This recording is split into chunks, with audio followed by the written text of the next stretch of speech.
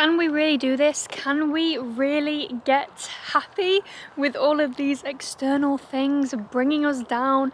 The comparison, the judging, the assumption, the misery we cause ourselves, these internal beliefs we've been conditioned to have. Can we turn that around and become overall happier within ourselves, happier with other people? Why are more and more people in the West becoming more unhappy? Young people specifically, even though we have almost everything we could wish for. We have technology, we have material things, we have finances pretty much, we have a roof over our head, warm clothes to wear. Why aren't we as happy as we should be or could be? There is nothing wrong with you if you aren't feeling happy. Just because you do have all of those things doesn't mean that you need to be a happy person. It's completely okay to have low days. But in this video, I'm going to share with you steps which are going to contribute towards your overall happiness, along with practical tips you can actually do, which over time will make you happier. Oh, and if you haven't already seen my video where I interview people in Stockholm, asking them what makes them happy, then definitely check that out if you are interested in people and happiness. But let's get right into this video. I wish you could smell this forest right now. It smells incredible. I think they've just like freshly cut, so it smells amazing. Anyway, most human beings value the same things which make them happy, and those things are nature. When we're around nature, there's something that just makes us feel good, you know? Another thing is community, family and friends, feeling like you're contributing to some kind of community, being a part of a team. We get so much value and happiness from this. And creativity. Having enough space to laugh, to love, to feel alive. That is what I mean by creativity. It's not like you are stagnant doing the same thing over and over again, but it's being challenged mentally and physically. And those are just three things that a lot of humans usually require in order to feel happy or fulfilled in life. Now you know those, you can have a think as to whether any of those relate to you and whether you require those things in order to be a happy person. But now I'm going to go into the first step of the happiness plan. Now I have been reflecting on this and working on this for quite some time now, so this is just based on my personal experience and I hope it can help anyone out there, so that's why I'm sharing it with you. Now the first step is becoming self-aware and content with who you are. Now I'm not talking about loving yourself, and that's like the next level. That's where we all want to get to, where we're always feeling confident in ourselves all the time. I'm not talking about that, but I'm talking about feeling content and being self-aware with who you are at this moment in time. And this is definitely possible. It just means understanding that when you are having a down day, it will pass. It's okay. When you are having an up day, this will pass, and that's okay. Being content with your situation and the person that you are, whether you feel like you don't look the way you want to look physically, for example, and you're not feeling very confident on the outside, but understanding that this is the way you look and you are going to be content with it. Even though you want to change it, that's okay. You can want to change these external things, but as long as you are self-aware of this is the reality of what it is right now, and I'm content with this, but I'm going to strive to change this. That is completely okay. The same when it comes with mental things. If you have certain mental patterns that you know are damaging to you, that are not serving you, just acknowledging those, knowing that that's like the person that you are right now, but you are working to change that. Being content with who you are is extremely powerful, especially if we're working towards change. I used to always think that change comes from a place of hate and comes from a place of not liking us where you are at a certain point, not liking it so much so that you are forced to change it. But in reality, if we are content with the way we are, but we are striving towards being better, then that change is going to become so much easier, and it's going to come out of love. And then the change is then you're going to enjoy the process of creating that change as well. So being content with who you are and where you are at right now. This is the happiness plan. This is how to be happy right now. And we can't be happy right now if we are miserable in the place that we're at, if we're not feeling content with the bodies that we're in. So I really want you to try, I know this can be so difficult, but try your hardest to be content with where you are at right now. The way that you can do this is reflection. Reflection by journaling. I'm a big journaler, you might know. I think I have made videos about journaling in the past and I mention it quite often. But reflecting on how far you've come and acknowledging where you're at by journaling. And you can journal by just reflecting on the past year, for example. Go through each month of the year and pick out one good thing that happened. And it's quite hard. It's quite hard to reflect on the past 12 months and pick one good thing from each month. As you get to like, when you're at the furthest away month, it's so hard to remember those things, so it's really nice to reflect and force yourself to remember. Also, there is a step 5, and I honestly think that step 5 is probably the most important out of all of these things. So stick around, or you can check the timestamps down below if you really want to. But I just want to emphasize that because I just remembered what step 5 is, and I need you to stay for that one. Core values and priority layers. These might be the same as the 3 things that I mentioned in the beginning of the video: community, nature, and creativity. But defining what your core values are and your priority layers. So I'm going to talk about these in more detail now. Core values are things that you really value in life and you want long term, whether that is stability, whether that is financial freedom, whether that is location independence, whether that is a successful career, whether that is children. It can be anything from a material thing to a feeling that you value. And I think it's really good to have 3 to 4 core values, things that you are working towards having in your day-to-day life every day that just allow you to have good foundations for your happiness. And then understand the concept of priority layers and defining what your priority is right now. So priority layers are our priorities, and the fact that we are not always going to be able to prioritize every single thing at the same time. So for example, one of my priorities right now could be growing in my career. I'm not going to have my priority as being growing in my career and making new friends and finding a partner.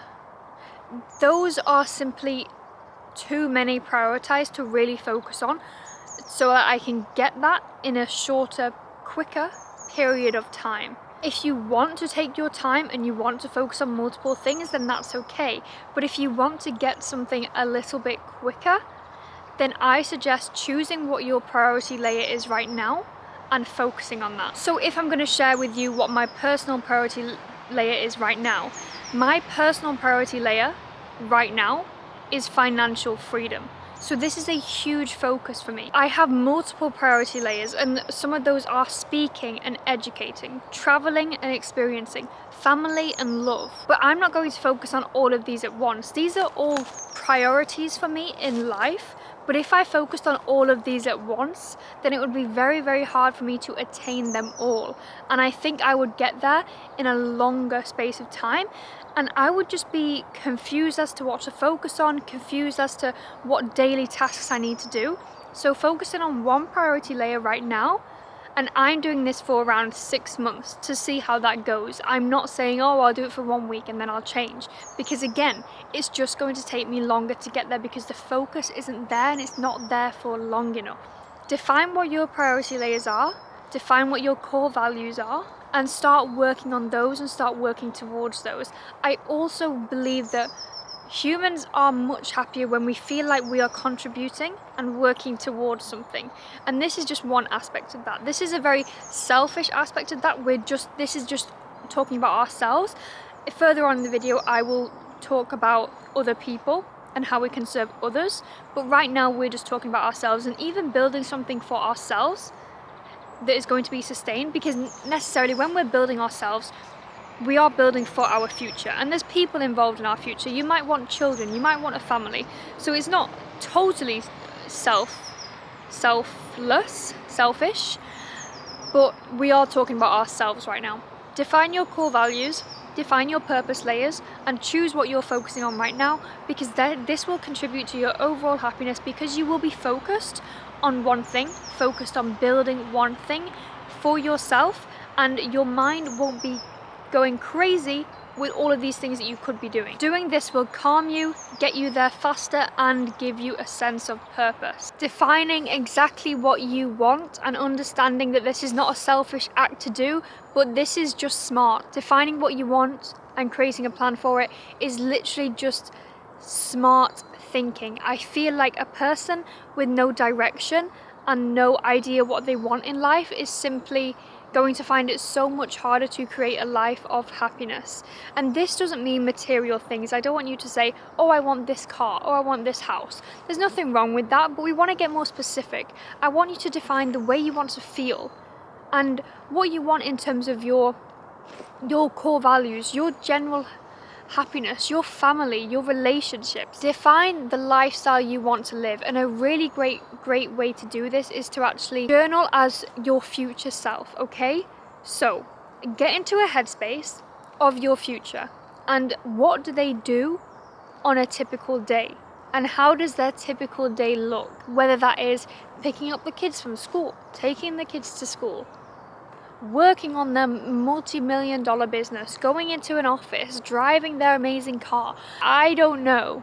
Whatever that is for you, define it. Write down your typical dream day. Like get really into the mode of what you want. Not what you see other people have and you think you want, but what you really want. And this comes with being very self-aware.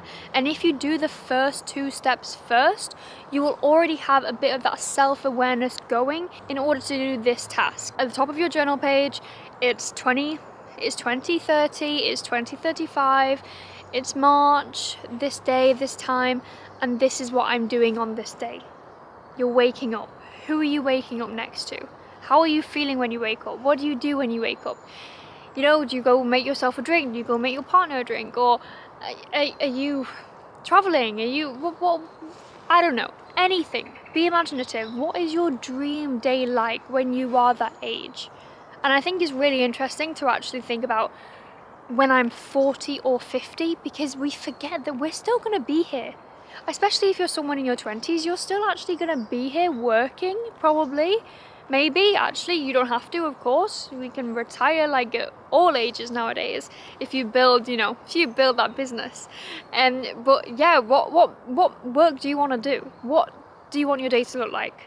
And define it. From the morning to when you go to bed. It's going to take you a while. Give yourself some time to let it process and to write down as much detail as possible. And as you will see, like if you pick out things in that day, you'll realize like, oh, I didn't even realize that that's what I wanted. I didn't realize that that's what I wanted to see when I wake up. I didn't realize that that's the view I wanted to have out of my window when I wake up. Oh, so maybe I want to live there. You'll suddenly get some kind of clarity on the life that you want, and it's a really cool thing to feel and a really nice task to do. Let's talk about trusting now. Probably one of the most important things when it comes to your own happiness. We need to trust that it's coming and trust that the timing will be right. The people that we're meeting we're meeting them for a reason, and trust that the universe has its ways and has its plan. If we're doing the steps towards it, trust that it's going to come. Avoiding comparing our journeys to other people just because it looks like they got there faster. This can be really damaging, but it doesn't mean that you have to stop looking at the outside completely, because comparison can be a good thing. It can come in 2 ways. You can look at someone else and look at what they have and feel really down about yourself and what you have and have lots of self-doubt, and it can set you back. Or you can look at what someone has and it can motivate you and it can make you believe that it's possible. This is the amazing thing about comparison. Depending on how your brain works and where it goes to, it can either take you closer to where you want to be, or it can set you back so far. So it's all about how you view things and how you react to things that you see.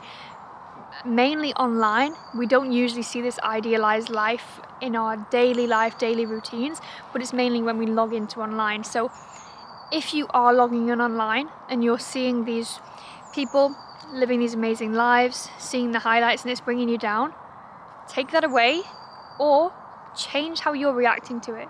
Change how your brain is reacting to it, and start approaching it from a place of motivation. Let it drive you. Let it allow you to believe that it's possible for you to achieve it. Are you ready for the most important key to happiness? It is to serve.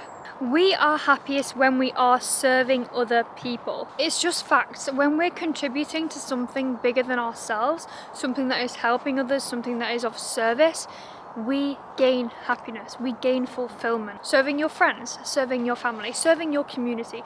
This can be big or small because a lot of us don't have the tools to be changing the world and contributing to these incredible organizations or contributing to saving the world, for example. Like, I always think I should be doing more, I should be saving the world. And a lot of us young people can hold that weight on our shoulders and think that we should be saving the world, think that we should be doing so much more bigger, better things. But in reality, the small things that you do, the small acts of service that you commit, whether that's with your friends, with your family, those are going to impact you and the people that you serve so much. And this is what contributes to your overall happiness and their overall happiness. It's a win-win. You're serving them and you're serving yourself. This is the ultimate key to fulfillment. With service comes love and compassion. You're sharing love. You're not asking for anything in return, and you're showing compassion. If we all show a little more love and compassion, then happiness will flow freely. That's the law of nature. So with this, I want you to ask yourself what you can do to provide service. What acts of service can you give? What can you serve others with, whether it's little small things or something big? I have no idea, whatever situation you are in, but I promise you this will contribute to your overall happiness. Let's just recap the happiness plan and everything I shared with you in this video. Number 1, contentment and self-awareness with who you are. Number 2, core values and priority levels. Number 3, defining exactly what you want, the life that you want to live, the way you want to feel, and doing reflection journaling. Number 4, trusting that it will come if you do the work. Number 5, serve. In personal opinion, the most important one, the one that needs the most action. And that brings me to the end of the happiness plan and how you can contribute to your overall happiness. Let me know if you like this video. I really enjoyed making it, and I really enjoyed trying to gather my thoughts around happiness and trying to make it into something that I could share with you in terms of like a step-by-step thing, or give you some thoughts and ideas to think about. If you need to, write some notes, go over this, check the timestamps below, and create some tasks around each one as well. So what can you do? How can you find your core values? How can you find your priority layers? How can you commit acts of service? How can you trust the universe more? How can you let go and surrender and stop questioning maybe everything? Stop questioning why. That's something I have changed recently as well. I used to always question why? Why is this person here? Why am I feeling this way? For example, something that happened recently. My feelings for someone went. I couldn't place my finger on exactly why. I knew a few things that it could be that could have been contributed to my feelings like going, but I couldn't really figure out why, and I kept asking myself why, I need to know why. But then I just thought, you know what, I actually don't need to know why. All I know is what I know and what I'm feeling right now, and that's okay. You know, if that's fine. We don't need to always question why. The law of nature is everything arises and passes. Everything is constantly changing, so we can't expect to always know why. It just is. The only constant is change. Enough of me now. Thank you so much.